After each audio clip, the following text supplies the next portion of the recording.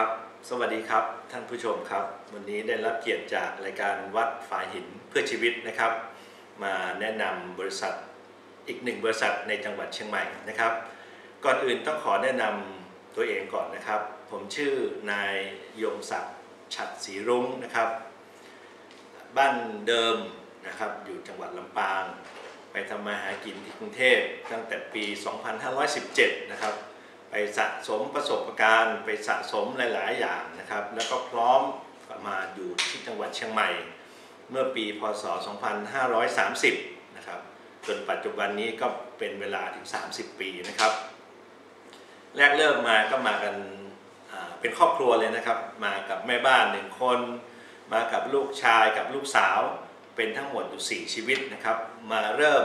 ตั้งหลักปักฐานกันที่จังหวัดเชียงใหม่นะครับแรกๆมาจังหวัดเชียงใหม่เนี่ยก็มีความมุ่งหวังว่าจะมาทำธุรกิจเป็นของตัวเองสักอย่างหนึ่งโดยการก้าวตามผู้อื่นทีนี้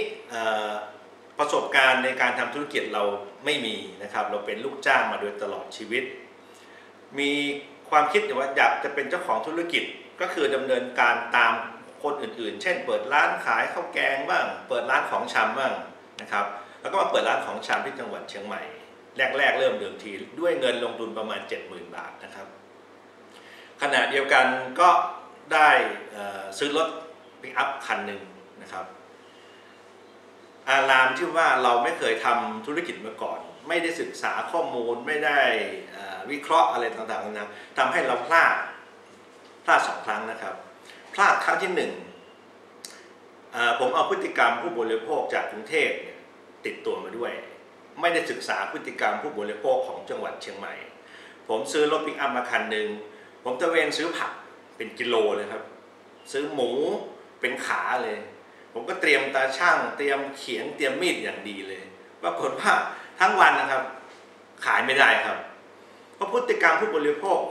ของจังหวัดเชียงใหม่เนี่ยเขาจะซื้อกันเป็นถุงละ20 บาทบ้างถุงละ10 บาทบ้างแม่ค้าก็จะไปรับที่ตลาดมารับมา8 บาทขาย10 บาทรับมา18 บาทขาย20 บาทอะไรทำนองนี้ครับอันนี้คือการพลาด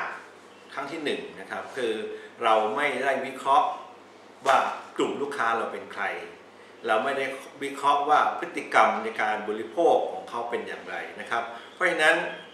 การพลาดข้อที่1ก็คือไม่ได้ศึกษาผู้บริโภคก่อนว่าพฤติกรรมเขาเป็นอย่างไรนะครับพอหลังจากนั้นมาก็เราจะทำอย่างไรดีเพราะว่ารถก็ต้องผ่อนบ้านก็ต้องผ่อนขุดเอาเขาเรียกว่าอะไรนะครับความสามารถพิเศษเฉพาะตัวนะครับ2 คนสามีภรรยาชอบทำอาหารชอบทำกับข้าวชอบทำขนมก็เลยเปิดหน้าร้านขายของชำส่วนหนึ่งหน้าร้านก็ทำเป็นขายกับข้าวถุงตัวนี้ซักเซสแหละครับประสบผลสำเร็จอย่างสูงสุดเลยครับทำไมถึงเรียกว่าประสบผลสำเร็จอาหารกับข้าวที่ผมทำนะครับวันหนึ่ง18 อย่างท่านผู้ชมครับ18 อย่างผมถามท่านผู้ชมว่าคำว่าซักเซสเนี่ยจะต้องใช้เวลาขายแค่ไหนครับอย่าตกใจนะครับชั่วโมงเดียวครับ1 ชั่วโมงกับข้าว18 อย่างแล้ว2 คนตายายต้องมาเจียวไข่กิน กับข้าวขายหมดเลยครับทีนี้เราก็แตกในเรื่องของลูกค้าไปอีกก็คือในเมื่อเราทำกับข้าวอร่อยแล้วลูกค้ามาถึงปุ๊บหมดก็เลยคุยกับลูกค้าว่าเอาอย่างนี้ไหมครับทำปิ่นโตไหมส่งปิ่นโตไหมก็มีเป็นปิ่นโตมาอีกประมาณ18 เถาด้วยกันนะครับทีนี้ยุ่งแล้วครับไปไหนไม่ได้แล้วครับเพราะต้องทำกับข้าวให้ลูกค้าทุกวันเลยครับยุ่งละทีนี้เนี่ยต้องไปส่งลูกเนี่ยจะต้องไปหลายต่อหลายเรื่องก็เลยทำให้กิจการของการทำอาหารขายเนี่ยโดยที่ใช้แรงงาน2 คนตายายเนี่ยครับต้องค่อยๆลดตัวลงหดตัวลงแล้วก็ขอบอกเลิกเขาไปในที่สุดนะครับอันนี้คือการพลาดอีกครั้งหนึ่งทีนี้หลังจากนั้นมาก็วิเคราะห์ว่าเราจะทำอย่างไรกับชีวิตเราดีเราอยากจะเป็นเท่าแก่เราอยากจะเป็นเจ้าของธุรกิจได้ทำอย่างนี้มันไปไม่ได้ละก็มาย้อนกลับมาดูความสามารถเฉพาะตัวอีก ว่าเอ๊ะนอกจากทำอาหารแล้วเนี่ยเรามีความคิดอะไรบ้างในเรื่องนี้นะครับผมเป็นคนชอบศิลปะมาตั้งแต่ไหนแล้วครับตั้งแต่เรียนหนังสือละจึงเอางานศิลปะเนี่ยมาประกอบอาชีพผมเริ่มต้นอย่างไรเริ่มต้นตรงไหนดูนะครับผมเริ่มไปเดินที่ไนท์พลาซ่าไปดูงานก่อนปรากฏว่างานแฮนด์เมดเนี่ยไม่ค่อยมีถึงมีก็เป็นรูปแบบเก่าๆรูปแบบเดิมๆผมก็เลยขอซื้อมาสักประมาณสัก 3-4 ไอเทมนะครับหรือ 3-4 ชนิดนะครับมาวิเคราะห์ที่บ้านดูว่าจะทำอย่างไรให้สินค้าแฮนด์เมดเนี่ยมันติดตลาดได้มันมีนิสัยอยู่อย่างหนึ่งของคนโดยทั่วไปแม้กระทั่งผมเองนะครับก็คือเราจอดรถเสร็จปุ๊บเราเข้ามาในบ้านเราเอากุญแจวางไว้ไหนก็ไม่รู้พอทำธุระอะไรเสร็จปุ๊บเกิดธุระด่วนจะออกจากบ้านอ้าวกุญแจฉันหายไปไหนหากุญแจไม่เจอก็เลยคุยกับแม่บ้านว่าอย่างนี้เราน่าจะทำสินค้าที่มันมีประโยชน์ตกแต่งบ้านได้แล้วก็สวยงามนะครับก็ไปเจอช่างอยู่คนหนึ่งที่เขาแกะสลักช้างเขาแกะสลักช้างได้สวยมากก็ไปว่าจ้างให้เขาแกะสลักช้างส่วนหนึ่งอีกส่วนหนึ่งก็ไปหาซื้อตุ๊กตาที่เขาทำเป็นใยไฟเบอร์นะครับซื้อเป็นตัวนี้เราต้องการแค่หัวมันอย่างเดียวเขาก็ยอมขายให้เราครั้งแรกเขาขายให้เราประมาณ15 บาทนะครับขณะเดียวกันก็เอาเศษไม้เนี่ยมาทำเป็นแป้นไปร้านวัสดุไปซื้อตะขอมาสำหรับแขวนกุญแจได้หัวสัตว์ที่เป็นหัวเขาเรียกว่าเหมือนกับตุ๊กตานะครับมาแล้วก็เอาแป้นไม้มาแล้วก็เอาตะขอใส่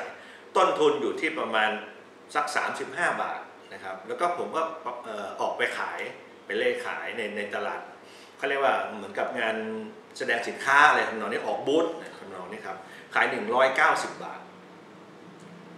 แรกๆลูกค้าไม่ต่อแต่พอหลังจากนั้นมาปุ๊บลูกค้าที่เป็นเขาเรียกว่าเป็นเจ้าของบูธในไนท์พลาซ่าเจ้าของบูธที่บ้านถวายมาเห็นเข้าก็เลยบอกแล้วราคาส่งล่ะผมก็ลืมไม่ได้คิดถึงเรื่องราคาส่งก็เลยคุยกับแม่บ้านว่าถ้าอย่างนี้เราทำส่งไหมนะครับเป็นจุดเริ่มต้นว่าถ้าเราไม่ขายเองเรามีตลาดเราเป็นผู้ค้าส่งไหมนะครับก็เลยมาคุยกับในบ้านว่ากับแม่บ้านว่าเราจะต้องขยายกิจการเรามากขึ้นแล้วนะครับแล้วก็ไปคุยกับคนที่ทำหัวตุ๊กตาปรากฏว่าเขาบอกว่าทีมงานเขาไม่พร้อมมั่งตุ๊กตาตัวนี้ขึ้นราคาบ้างเพราะเขาเห็นเราขายดีแล้วเราจะขายส่งแล้วงานไม้ก็เช่นกันก็เริ่มมีปัญหาละทำมากทำไม่ทันกลัวจะส่งสินค้าไม่ทันปัญหาเริ่มเกิดละนั้นเราต้องหาวิธีแก้ไขละเพราะนั้นในเรื่องของหัวสัตว์เนี่ยเราเริ่มทำเองละนะครับเพราะตัวผมเองก็มีความรู้ในเรื่องของการทำเรซินบ้างนะครับก็เลยไปเสาะแสวงหาคนที่ทำแกะสลักสวยๆนะครับเราก็เริ่มต้นจากหัวช้างนะครับหัวม้าหัวกวางแล้วก็ลามไปถึงสัตว์ที่กำลังจะสูญพันธุ์นะครับทำเป็นที่แขวนกุญแจเป็นคอลเลกชันเลยครับมีสัตว์ที่ใกล้จะสูญพันธุ์สัตว์สวยงามสัตว์อะไรต่างๆนานานะครับขณะเดียวกันเราก็พัฒนารูปแบบของบรรจุภัณฑ์เข้าไปอีกนะครับจึงทำให้สินค้าที่แขวนกุญแจเนี่ยขายดีนะครับทีนี้มากรมส่งเสริมอุตสาหกรรมสมัยก่อนอยู่เรียกภาคเหนือนะครับเดี๋ยวนี้เป็นภาคหนึ่งละเขาให้ออกบูธที่กรุงเทพผมกับแม่บ้านก็เลยไปออกบูธที่กรุงเทพเอาสินค้าที่แขวนกุญแจหัวสัตว์นี่แหละครับแล้วก็เอากรอบรูปเล็กๆน้อยๆไปออกบูธที่นู่นปรากฏว่าเจ้าของบูธที่ในสวนจตุจักรมาเห็นเข้าเขาบอกว่าเฉพาะในเขตกรุงเทพมหานครเนี่ยไม่ต้องส่งใครได้ไหมส่งเขาแต่เพียงเจ้าเดียวเขาสามารถกระจายสินค้าให้เราเนี่ยใน1 สัปดาห์เนี่ยเป็นร้อยหัวเป็นพันหัวเลยอยู่ที่ว่าเราจะมีความสามารถในการทำได้หรือไม่ปรากฏว่าตอน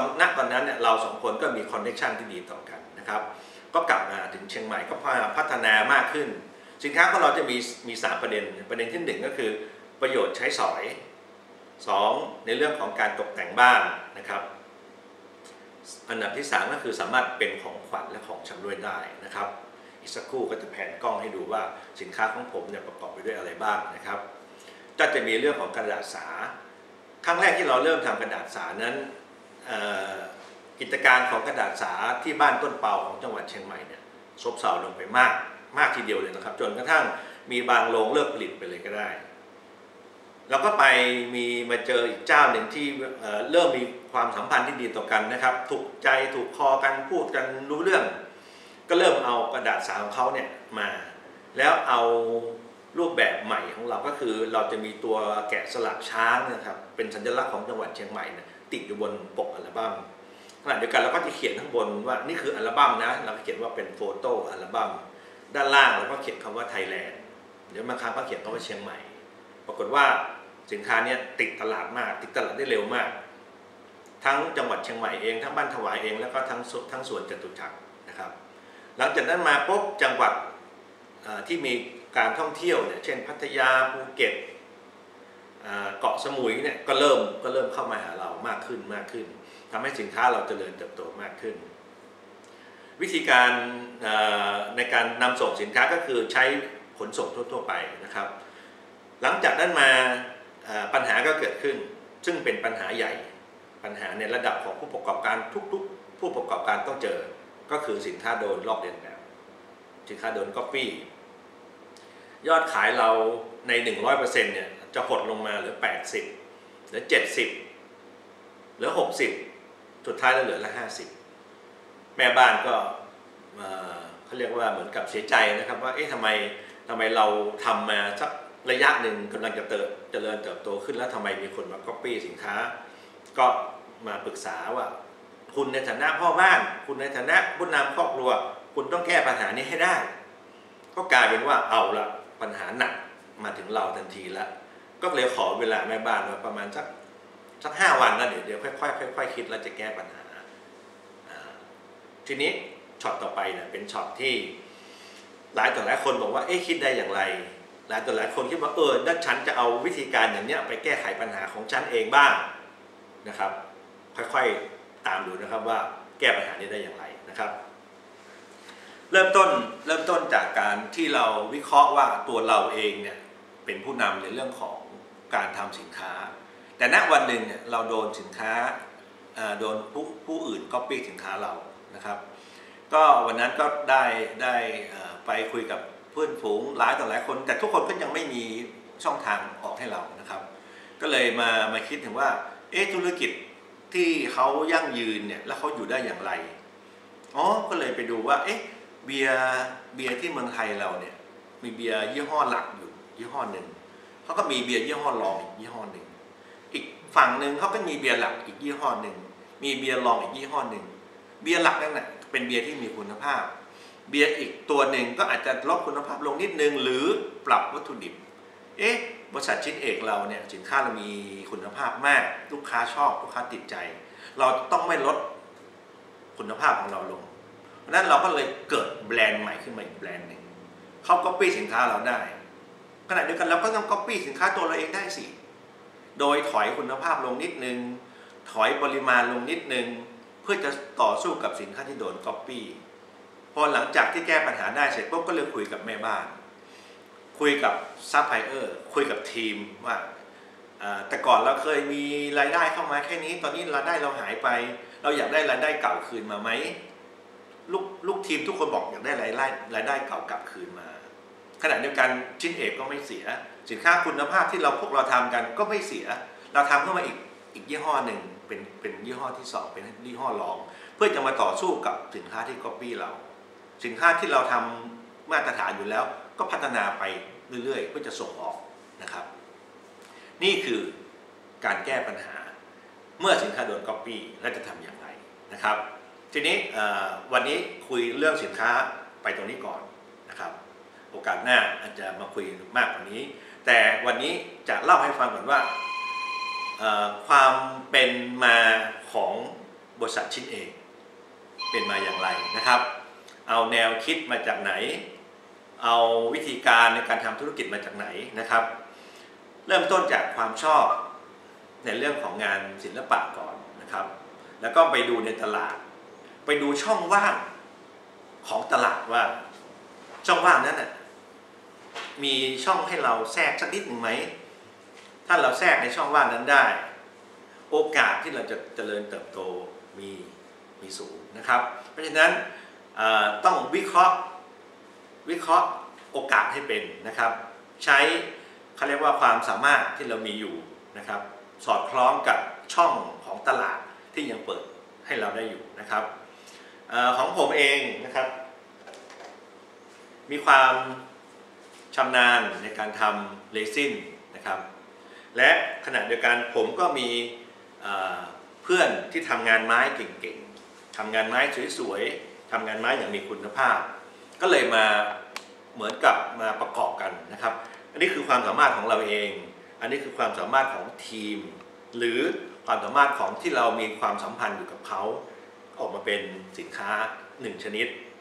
อย่าลืมนะครับสินค้าที่ดีต้องมีบรรจุภัณฑ์ที่ดีด้วยนะครับเพราะฉะนั้นคิดสินค้าเสร็จปุ๊บต้องคิดผลิตภัณฑ์คิดบรรจุภัณฑ์นะครับเรื่องราคานะครับเป็นราคาที่ตลาดรับได้นะครับเป็นสินค้าที่ตกแต่งบ้านได้เป็นสินค้าที่ใช้ประโยชน์ใช้สอยได้เป็นสินค้าที่สามารถเป็นของขวัญและของที่ระลึกได้นะครับวันนี้ก็คงจะให้องค์ความรู้ไปเท่านี้ก่อนนะครับและโอกาสหน้ามีข้อมูลดีๆมีช่องทางอะไรที่จะมาแนะนำนะครับก็จะมาพบกับท่านผู้ชมใหม่นะครับขอบคุณมากครับสวัสดีครับ